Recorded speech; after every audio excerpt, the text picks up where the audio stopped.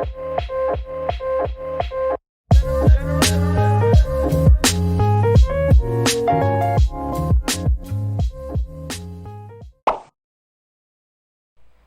assalamualaikum warahmatullahi wabarakatuh.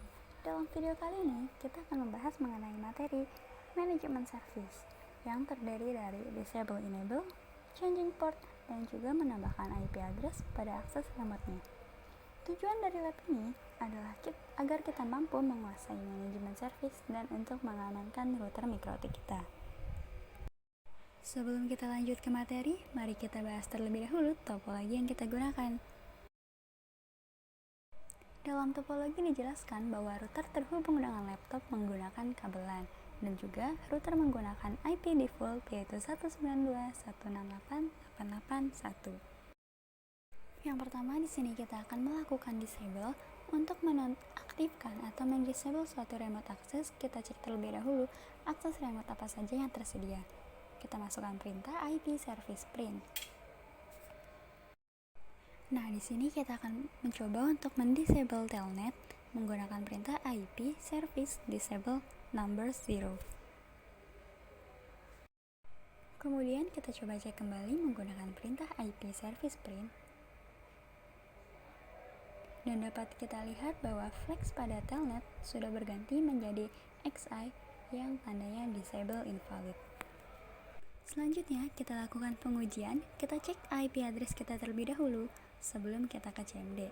Dan kita dapat melihat bahwa IP address kita adalah 192.168.881. Selanjutnya, kita coba lakukan pengujian dengan membuka Windows Run dan ketik CMD.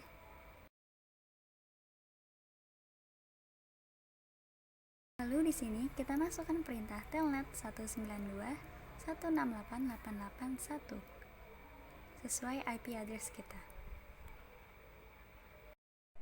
Nah, di sini kita dapat melihat bahwa kita gagal untuk mengakses telnet karena kita sudah melakukan disable kepada telnet.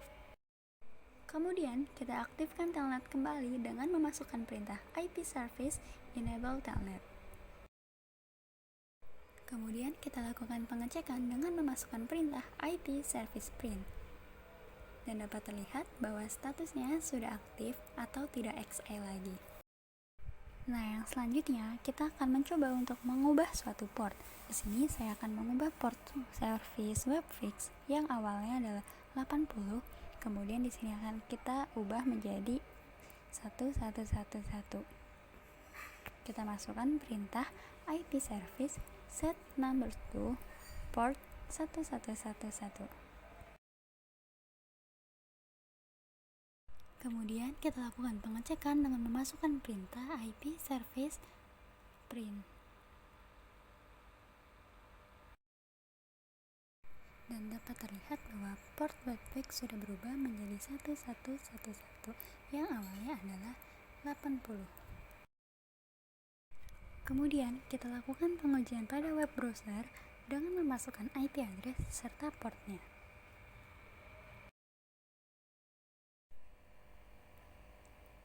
Nah, dapat dilihat dari tampilan berikut bahwa kita berhasil login setelah kita mengganti portnya.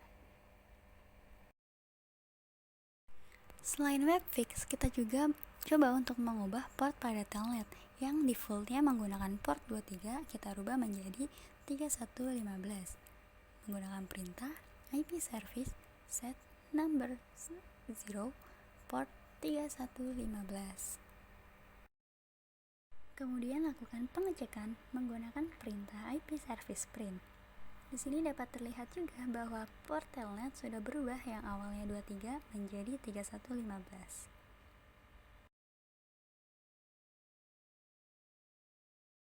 Kita coba lakukan pengecekan menggunakan putih, masukkan IP dan juga port, lalu kita login sebagai admin. Jika kita berhasil login, tandanya kita berhasil masuk ke telnet setelah kita mengubah portnya. Selanjutnya, kita akan mencoba untuk melakukan available from. Ini bertujuan untuk membatasi jaringan mana saja yang dapat diakses oleh router.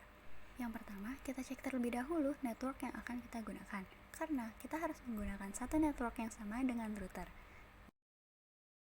Selanjutnya, kita tambahkan IP address pada IP service SSH dengan menggunakan perintah IP service set number 3 address 192.168.88.15. Lalu, lakukan juga pengecekan bahwa IP-nya sudah berhasil ditambahkan menggunakan perintah IP service print.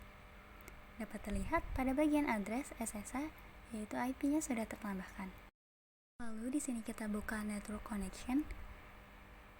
Kemudian pada Ether network desktop kita tambahkan IP address yang sama dengan IP yang kita tambahkan pada SSH.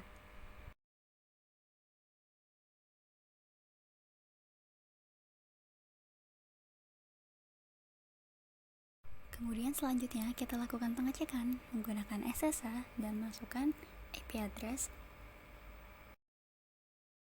Nah, jika kita di sini berhasil login menggunakan admin, tandanya kita sudah berhasil menambahkan IP untuk available from.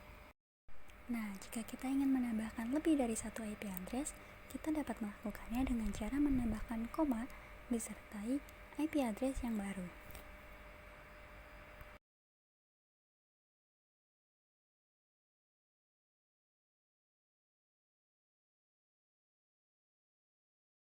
Nah, setelah kita menambahkan IP address, kita lakukan pengecekan dengan menggunakan perintah IP service print. Nah, dapat terlihat bahwa IP pada SSH sudah menjadi 2, yang artinya IP tadi sukses kita tambahkan.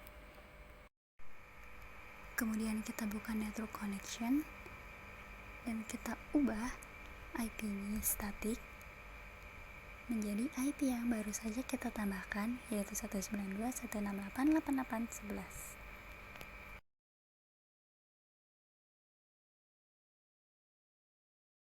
Kemudian kita lakukan pengujian dengan membuka putih dan masukkan IP address yang baru. Lalu kita login sebagai admin. Jika kita berhasil login sebagai admin, tandanya kita berhasil menambahkan IP address yang baru. Nah, tadi merupakan pembahasan apa saja yang ada pada manajemen service. Sekian penjelasan saya, sampai bertemu di video-video selanjutnya. Bye-bye.